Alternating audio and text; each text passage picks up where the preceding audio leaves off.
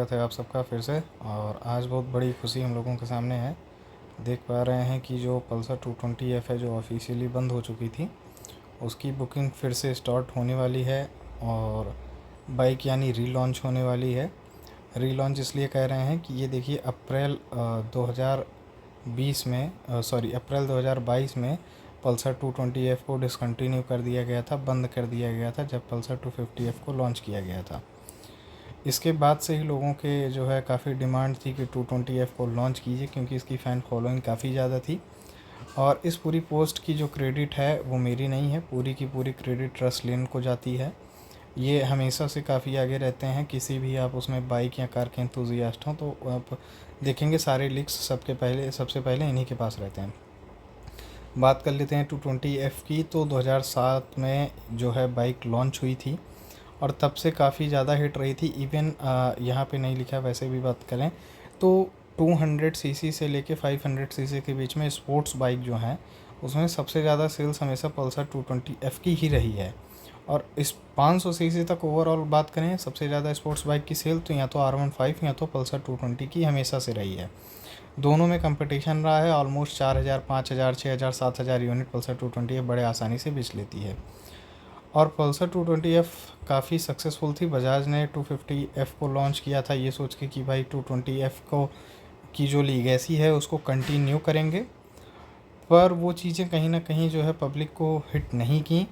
और इसीलिए अब कहा जा रहा है कि कई मल्टीपल जो डीलर्स हैं उन्होंने सोशल मीडिया पे अनाउंस कर दिया है कि पल्सर 220F 2023 में ऑफिशियली लॉन्च होने जा रही है और इसकी बुकिंग इन्होंने ओपन कर दी है। तो हम ये देख पा रहे हैं कि बजाज ने नोटिस कर लिया कि जो ये बाइक थी 220F, इसकी बहुत ज़्यादा ज़रूरत थी उनको मार्केट में सस्टेन करने के लिए। और आप ये देख पा रहे हैं कि ये पूरी तरीके से कंपनी ने तैयारी कर ली है। और जो पल्सर 250F है आप देख पा रहे हैं इसकी सेल जो थी N और F दोनों की मिला के ट्विंस की, तो ये जो इनकी सेल्स है ये देखिए 391 यूनिट, 681 यानी 391, 681, 653, 1299, 470, 255, यानी मोस्टली ये इनकी सारी जो सेल है वो आप देखेंगे डिक्लाइन होते होते ऑलमोस्ट 500 के आसपास हो गई और लास्ट में तो उससे भी ज़्यादा नीचे आ गई। और ऑन द अदर हैंड इससे 10 गुना ज़्यादा पल्सर 220F बिकती थी, 10 गुना ज़्यादा। यानी कितना, अगर हम बात कर लेते हैं 500 एवरेज लेते हैं तो उस हिसाब से 5000 यूनिट उसका जो है मंथली बड़े आसानी से बिक जाता था। और अगर हम बात करते हैं 245, तब से उससे 20 से 30 गुना ज़्यादा जो है उसकी सेल थी। और ये 220F जो है सबसे ज़्यादा बजाज के लिए स्पोर्ट्स बाइक, मैंने बताया ना, ओवरऑल सारी कंपनी की स्पोर्ट्स बाइक को ले लिया जाए तो भी हाईएस्ट था।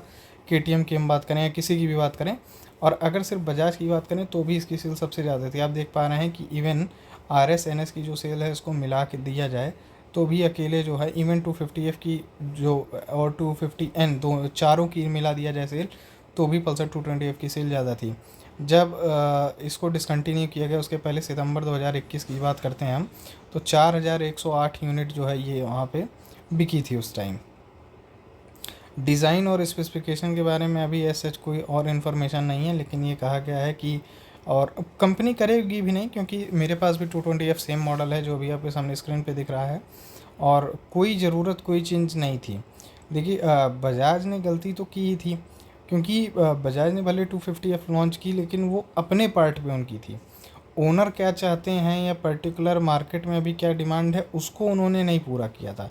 ऐसे अभी पल्सर 220F है, सबसे बड़ी चीज़ लोग कहते हैं डेटेड है, बिल्कुल भी डेटेड नहीं है। बाइक अभी भी लेके निकलते हैं लोग पलट के देखते हैं, जो लुक है इसके अभी भी बहुत अच्छे हैं। लुक वगैरह में कहीं कोई चेंजेस की ज़रूरत नहीं है। अगर कंपनी कुछ कर सकती है तो जो हम लोग शुरू से मांग रहे हैं वो था एक 6th गियर। ज़रूरत नहीं है गियर की, लेकिन जो है 6 गियर रहने से इंजन कहीं ना कहीं जो है जो स्ट्रेस्ड फील करता है वो नहीं करेगा। मैं डेली बाइक हाईवे पे लेके चलता हूँ, 80-90 तक बाइक पता ही नहीं चलती कि हाँ बाइक जो है मतलब कहीं स्ट्रगल कर रही है या कुछ भी ऐसा कोई दिक्कत है। और मोस्ट ऑफ द टाइम जो है जो चलाने वाले हैं 80-90। और सबसे बड़ी चीज़ जो पल्सर 220 का भौकाल है, अभी भले KTM आ जाए कोई भी बाइक आ जाए, हैं सारी, पल्सर 220F जब थी तब कोई भी बाइक मार्केट में नहीं थी। और जो हम कहते हैं माफिया वाला पूरा फील था ना, इसको जब शहर में स्पेशली Tier 3 सिटीज़ में जब बच्चे या जिनके पास रहती थी लेके निकलते थे मार्केट में, वो एकदम इसको गलियों में, तो लोग एक पलट पलट के देखते थे कि कौन सी बाइक है, इतना ज़्यादा चार्म था। आज की डेट में बहुत सारी बाइक्स हैं कंपटीशन पर जब पल्सर 220 थी तब सिर्फ करिश्मा थी, और करिश्मा का ये चीज़, ये लुक, ये फील नहीं था। करिश्मा वाज मतलब करिश्मा काफ़ी सेटल्ड बाइक थी, तो इसलिए 220F अभी भी हम लोग सिर्फ छोटी मोटी जैसे फेयरिंग की वाइब्रेशन है, ओवरऑल जो इसकी बिल्ड क्वालिटी है, और कहीं ना कहीं जो है इसमें रिलायबिलिटी को थोड़ा बढ़ाएं।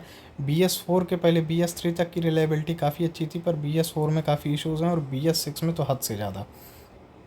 और सबसे बड़ी बात, जो पल्सर 220 हमेशा फेमस थी, टॉप स्पीड किसी को फ़र्क नहीं पड़ता है, लेकिन हमेशा जब भी आप देखो एक इम्पैक्ट ज़रूर डालता है टॉप स्पीड। तो जो R15 थी उससे पल्सर 220F हमेशा जीतती थी, पर बजाज ने कोई अपडेट नहीं किया। R15 आज की डेट में ना सिर्फ 220F को पिछाड़ देती है, बल्कि बजाज की पूरी 200 सीसी लाइनअप, 250 सीसी लाइनअप को पिछाड़ देती है। चाहे 250F हो, और चाहे जो है इनकी RS200 हो, NS200 हो, डोमिनार 250, कोई भी बाइक। ये कहीं ना कहीं जो है बजाज को अपना खुद सोचना पड़ेगा कि भैया ये आपने जो भी बाइक बनाई है, इस बाइक ने शुरू में R15 कभी नहीं जीत पाई थी। आज की डेट में R15 बड़े आ रहे हैं, ये 140 पहुँचने में रोने लगी है BS6 में। 145 146 स्पीडोमीटर में भले दिखाता है, पर एक्चुअल स्पीड वो 140 से कम ही स्पीडो एरर है। तो ये कहीं अब स्टैंड नहीं करती हैं। कहाँ एक समय था कि कोई बाइक इससे नहीं जीतती थी, आज की डेट में है कि सब बाइक इससे जीत जाती हैं। तो ये एक चीज़ इनको कंसीडर करनी चाहिए। थोड़े 3-4 ही इनको उसमें करने हैं अपडेट, कोई बड़े अपडेट नहीं करने। इवन इंडिकेटर जो प्लेटिनक में इंडिकेटर आता है, सेम पल्सर 220F में आता है इंडिकेटर, लोग कभी इसकी शिकायत नहीं करते हैं। सबसे बड़ी जो चीज़ है जो इनको सुधारनी है वो है, एक तो आपको इसमें भैया फेयरिंग की वाइब्रेशन कम करनी है, दूसरी पिछली ब्रेक आपको सुधारनी है, और तीसरी आपको जो है छठा गियर दो, और चाहे ना दो, लेकिन टॉप स्पीड इसकी इतनी कर दो कि R15 वगैरह बाइक से जीत जाए। इसके अलावा हमको कुछ भी करने की ज़रूरत जो है नहीं है। और रश लेन को सारी जो है फिर से जाती है, क्योंकि आप इनका देख पा रहे हैं इनके पास सारी डिटेल्स पहले से रहती हैं। इवन अभी इनोवा का भी, इनोवा क्रिस्टा का भी इन्होंने बताया कि फिर से उसकी बुकिंग वगैरह ओपन हो गई है। तो ये एक था, और एक डिटेल अभी वीडियो आ जाएगी कुछ टाइम में कि पल्सर 250F फ्लॉप क्यों हुई और पल्सर 220F को लाना क्यों पड़ा। और ये अभी आई न्यूज़, में तो काफ़ी टाइम से सोच रहा था कि पल्सर 220 को ज़रूर कंपनी लॉन्च करेगी, क्योंकि मैं भी रखता हूँ, यहाँ एजेंसी पे जाता हूँ, सर्विस कराता हूँ। एक्चुअल इन्फॉर्मेशन किसी बाइक की ना सर्विस सेंटर पे मिलती है। सर्विस सेंटर पे मैंने उनसे बोला कि नहीं नहीं, मुझे 220 से 250F पे सोच रहे हैं कि अपडेट करें।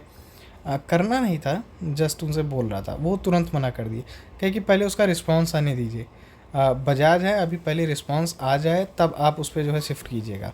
और 220F कह रहे हैं कि आप पहले आदमी हैं कि हम सुन रहे हैं कि इतनी जल्दी गाड़ी को बदलना चाह रहे हैं, मतलब कोई फाइनेंशियल या वैसी दिक्कत ना होने के बाद, वरना लोग इसको लेने के बाद बाइक बदलते नहीं हैं। तो ये तो काफ़ी अच्छा रहा है, तो ये बड़ी अच्छी न्यूज़ निकल के आ रही है। तो चलिए इस वीडियो को यहीं ख़त्म करते हैं। Thank you very much.